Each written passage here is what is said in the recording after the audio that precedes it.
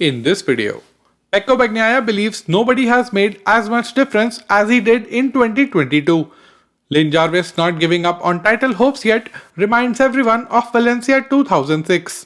DANI Pedrosa hails Pecco's unforeseen comeback in the title fight. Marquez hopeful Valencia track would suit Honda's bike. And KTM cancels DANI Pedrosa's wildcard at Valencia. My name is Sankalp and this is your Racing News Fix. Pecco Bagnaia is looking ahead at perhaps the most important race weekend of his life and the one he will always remember. Ahead of what awaits for the young Italian, Pecco spoke with motorsport.it about the challenge he faces despite seemingly being in control of the title.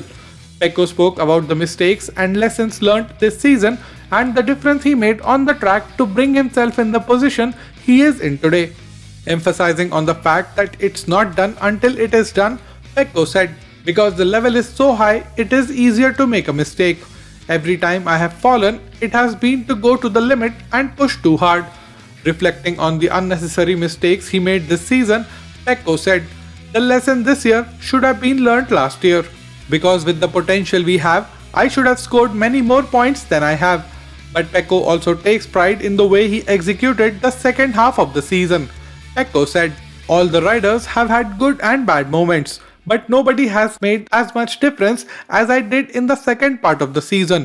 That is why I think I have earned my situation."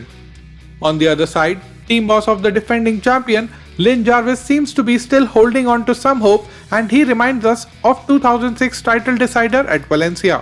When asked about the chances of Quartararo and Yamaha retaining the title, JARVIS said, "We are still in the game, you never know, but it is clear that we must win the race, which is not easy. Anything can happen. I remember 2006 when I went to Valencia with Valentino Rossi. The idea was that Valentino would win the race, but he fell and Nicky Hayden won the title. Valencia is not an easy track to win at, but Fabio's 12th to podium at Sepang gave him a lot of confidence. We will see what happens in Valencia." Notably, Pecco Bagnaia had earlier admitted that what happened to Vale in 2006 is his biggest fear going into the final round. Although now retired for many years, DANI Pedrosa remains active in the world of MotoGP. Being KTM's primary test rider, Pedrosa keeps a close eye on the championship. Speaking with La Gazzetta dello Sport, Pedrosa admitted that he was particularly impressed by Pecco's comeback from -91 points to +23. DANI said, "We have never seen a comeback like this, from -91 to +23. That is a lot of points. Bagnaia did very well with 114 points in 9 races. For me, Bagnaia is no surprise. We had already seen how strong he was in 2021. He is a rider who, when gains confidence, is very difficult to beat." After decent top 5 finishes at Motegi, Buriram and Phillip Island, Marquez had a tough race at Sepang despite qualifying on the front row. But Marc was not too fazed by the P7 finish as he himself had predicted that Honda had the potential to finish only as high as P6 to P8 at the Malaysian GP. Coming back to Spain, the 8-time world champion is hopeful that the layout of the track at Valencia combined with the anti-clockwise direction would help him have a better race.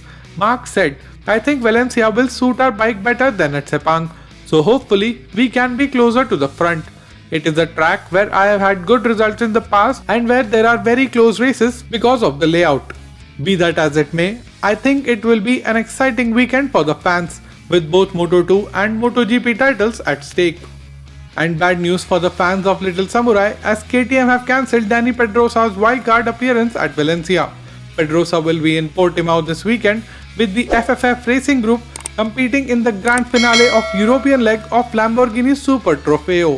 But right after his race at Portimao, he will rush to Valencia to take part in the first 2023 test on November 8th. Do you think Marquez has what it takes to be a race winner in MotoGP, or is 2023 with Gresini Ducati going to be his last year in MotoGP? Let's chat in the comments below. Hi guys, if you like this video, give us a thumbs up.